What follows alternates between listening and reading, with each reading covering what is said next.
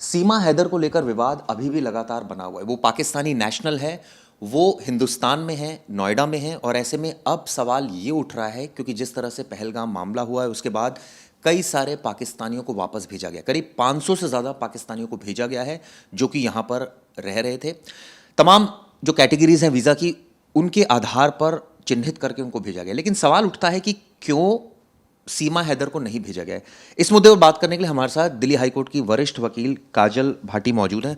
काजल जी, बताइए कि citizenship amendment act आपके हाथ में है 2003, ये क्या कहता है कि है तो वो पाकिस्तानी नेशनल, नेपाल के थ्रू वो यहाँ पर आई और करीब 1.5-2 साल उसको हो गए यहाँ पर रहते हुए, और यहाँ उसने सचिन मीणा से शादी भी कर ली।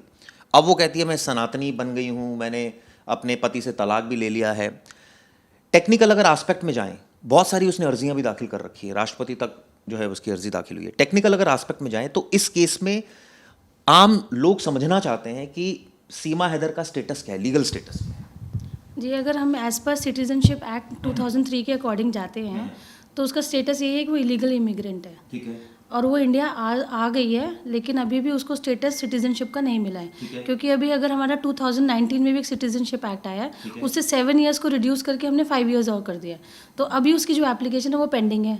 तो अगर एप्लीकेशन पेंडिंग के अकॉर्डिंग अभी भी वो इलीगल माइग्रेंट ही है, तो उसको सिटीजनशिप नहीं मिली है।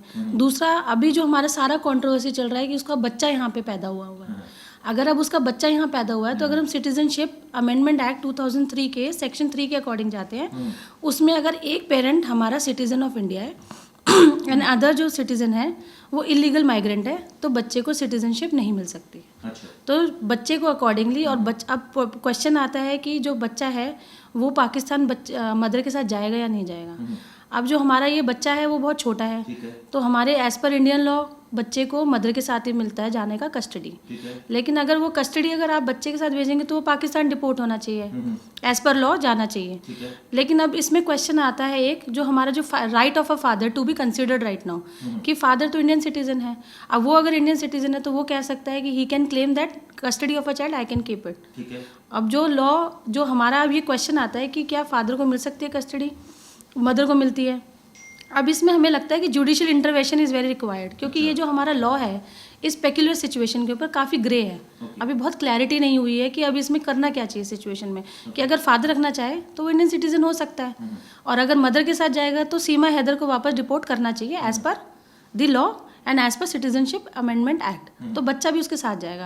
एंड प्लस अगर जो मैंने उसके बारे में सारा कुछ रीड करा है, जो 4 बच्चे और उसके साथ आए हुए हैं जो नेपाल से आए हुए हैं, तो वो तो 4 पाकिस्तानी नेशनल्स हैं। अगर वो 4 पाकिस्तानी नेशनल्स तो एटलीस्ट उनको तो डिपोर्ट करें ना। अभी सीमा हैदर के बच्चे के ऊपर क्वेश्चन आ रहा है, लेकिन सीमा हैदर उसके जो 4 बच्चे, they should be deported to Pakistan at least. क्योंकि अगर हम ह्यूमैनिटेरियन ग्राउंड पे देख रहे हैं किसी पे, तो सीमा हैदर को इतना प्रिविलेज क्यों मिल रहा है? Why other people are not getting privilege, जो अपने मेडिकल ग्राउंड्स पे आए हैं, साग से लेकर आए हैं, अदर वीज़ाज लेकर आए हुए हैं, तो इतना उसके ऊपर कॉन्ट्रोवर्सीज क्यों चल रही है? तो I think judicial intervention is very very required right now, कि अगर फादर के राइट है तो फादर को बच्चा रखना है तो वो कस्टडी रख ले, और उसकी एप्लीकेशन है वो पेंडिंग है, तो अभी तक उसको वीज़ा ग्रांट हुआ नहीं है, उसको सिटीजनशिप ग्रांट नहीं हुई है। तो इस सिचुएशन में as per law she should be deported to Pakistan. इसमें एक चीज़ और भी है काजल जी, मैं जानना चाहता हूँ कि वो इलीगली आई है, सबको पता है, यहाँ पर वो स्टे कर रही है, एटीएस उसकी जांच कर रही है। क्या अगर बच्चा होने से पहले तो बहुत ज़्यादा वो तो तब तो स्थिति बिल्कुल ही क्लियर थी ना कि भाई वो पाकिस्तानी नेशनल है, तब तो कोई ऐसी स्थिति नहीं थी। तो क्या ये जानबूझकर बच्चा करना कहीं कोई कॉन्स्पिरेसी का पार्ट है, या फिर ये कोई लीगल, इसमें अगर बात की जाए कि लीगली आपका राइट बन जाता है यहाँ रुकना, इसमें कुछ लीगल एंगल भी है? जी, जिन लोगों को लॉ के बारे में पता नहीं है, सिटीजनशिप अमेंडमेंट एक्ट जो भी अभी सारा सब कुछ चल रहा है, उनके हिसाब से उन लोगों को यही लगता है कि अगर हम इंडिया में आके बच्चा पैदा कर लेते हैं तो बाय बर्थ सिटीजनशिप यहाँ मिल जाएगी, और बाय बर्थ सिटीजनशिप मिल जाएगी तो ऑटोमेटिकली उनको भी यहाँ की सिटीजनशिप मिल जाएगी। और यही वाला जो फैक्ट है कि हमारा अभी तक क्लैरिटी लोगों तक नहीं पहुँच पाई है बात, तो इसीलिए वो यहाँ आते हैं, बच्चे पैदा करते हैं और सिटीजन बन जाते हैं। कहता है कि बच्चे पैदा अगर ऐसे कर लें तो क्या लीगल माइग्रेंट, अगर आप लीगली आए हैं, आप वीज़ा लेकर आए हैं, आपको अलाउड है, तो आपको 5 ईयर्स के भी आप एप्लीकेशन डालिए और आपको वो मिल जाएगा सिटीजनशिप। अच्छा। लेकिन इलीगल अगर माइग्रेंट है तो ऑब्वियसली उसको, वो तो इलीगल माइग्रेंट ही है ना, फिर तो उसको सिटीजनशिप कैसे मिल सकती है? तो वो तो इलीगल माइग्रेंट है। अगर कोई इलीगल माइग्रेंट है तो क्या सरकार अपनी कोई ऐसा प्रावधान है कानून में कि वो उसको लीगली जो है यहाँ की सिटीजनशिप दे दे? क्या ये संभव है?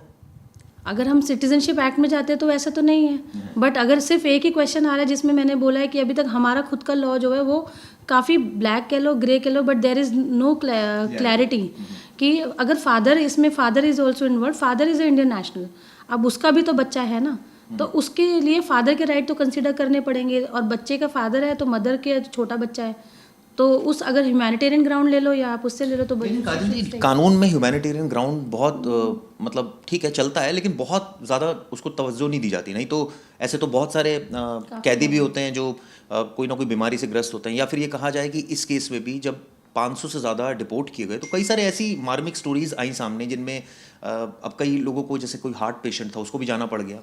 तो कहने का मतलब ये है कि ये कंसिडरेशन क्या किया जाता है या बिल्कुल थोड़ा बहुत किया जाता है और उसके बाद एज पर लॉ ही चला जाता है? नहीं, एज पर लॉ ही चला जाता है। अगर आप देखेंगे तो सब कुछ एज पर लॉ ही हो रहा है। 500 माइग्रेशन वाले लोग, माइग्रेटेड लोग गए हैं ना वहाँ पे, तो पर इन वाले में जो हमारा जो सिचुएशन एज आई सेड कि अभी तक बिल्कुल क्लैरिटी नहीं है। तो आई थिंक जुडिशियल रिव्यू आएगा, जजेस को देखना पड़ेगा कि अगर फादर इंडियन नेशनल है और बच्चा पैदा हो जाता है और बच्चा अगर माइनर है तो क्या उसको सिटीजनशिप उस टाइम पे ग्रांट होगी और वो माइग्रेट हो सकता है या उसको डिपोर्ट करना पड़ेगा वापस। ये हमारे जजेस की तरफ से या हमारे कोर्ट की तरफ से हमें क्लैरिटी खुद भी चाहिए, वो हमारी क्लैरिटी अभी आ नहीं रही है इस चीज़ को लेकर। लेकिन कादिल जी एक चीज़ और बताइए, इस केस में एक लेडी, आप भी लेडी हैं, उस सेंस में सोच के बताइए कि वो यहाँ आ गई है, वो अपने पति को कहती है, वो क्लेम करती है कि मैंने तलाक दे दिया है, हालांकि वहाँ से भी इस बात की तस्दीक होना बाकी है कि दिया भी है नहीं भी दिया है। वो सारे डॉक्यूमेंट्स यहाँ अपने फर्निश कर देती है, उसकी जांच होती है, जब पता चलता है वो स्पाई नहीं है, वो एक नेशनल ही है पाकिस्तानी, और ये सिर्फ प्यार मोहब्बत का मामला है कि वो सरहद पार करके यहाँ आ गई और अब यहाँ पर 4 बच्चों के साथ आ गई और उसका 5वां बच्चा भी हो गया। तो क्या इन सारी बातों को भी कोर्ट कंसिडरेशन में रखता है कि ठीक है चलिए ये कोई देश के लिए खतरा नहीं है, ठीक है ये हालांकि घुसपैठिया तो है, लेकिन अभी फ़िलहाल इस स्पेशल कंडीशन में कुछ रिलीफ मिल जाए उसको? रिलीफ तो आई थिंक मिलना ही चाहिए क्योंकि बच्चा छोटा है, वो यहाँ पे आए हुए हैं, लेकिन ऐसे तो काफ़ी सारे इलीगल माइग्रेंट्स ऐसे तो आएंगे, वो शादी करेंगे, बच्चा पैदा कर लेंगे यहाँ पे। अभी रिसेंटली मैंने किसी मरियम लड़की के बारे में भी पढ़ा, I think she staying in UP में, वो तो लीगल वीज़ा लेके उसका हस्बैंड वहाँ पाकिस्तान गया, उसने शादी करी है, अब वो यहाँ आ गई, she is also 3 months pregnant. तो ऐसे तो काफ़ी सारे ग्राउंड्स पे तो लोग यहाँ पे रहेंगे, तो इसके by pregnancy and a child, उसके लिए हमें लॉ क्लैरिफिकेशन काफ़ी इंपॉर्टेंट है जो हमें होना चाहिए अभी। तो इसमें ये कहा जाए कि इनिशियली शायद सरकार अगर इनिशिएटिव लेती, बच्चा पैदा होने से पहले उसको अगर भेजा जाता, तब एक अलग सिचुएशन। बिल्कुल बिल्कुल, क्योंकि अगर जैसे आपको पता चला है कि वो इलीगल माइग्रेंट है तो आपको उसी टाइम डिपोर्ट कर देना चाहिए, तो शायद ये सिचुएशन ही नहीं अराइज होती। ऐसे काफ़ी सारे केसेस हैं जो यहाँ पे हो रहे होंगे, फिर तो सबके प्रेसिडेंट के पास जाएंगे और सबकी वो लिस्ट होगी। तो I think there should be some specific provisions about this, होना चाहिए। बिल्कुल ठीक कहा कि कुछ प्रोविजंस होने चाहिए जिसके बेसिस पर जो है वो आगे कार्रवाई होगी। हालांकि इस केस में जैसे खुद काजल जी बता रही हैं कि ग्रे एरिया है, तो इसमें जुडिशियल रिव्यू बनता है कि अब कोर्ट के स्वविवेक पर निर्भर करता है कि वो किस तरह से इस पूरे मामले को देखे, राष्ट्रपति किस तरह से देखे। अगर वो अलाउ करते हैं तो फिर तो सब चीज़ें अलाउ हो जाती हैं। खैर देखना होगा इस पूरे मामले में आगे क्या रुख अख्तियार करते हैं अदालतें और माननीय राष्ट्रपति जी। ये वीडियो आपको कैसी लगी दोस्तों, ज़रूर बताइएगा। शुक्रिया।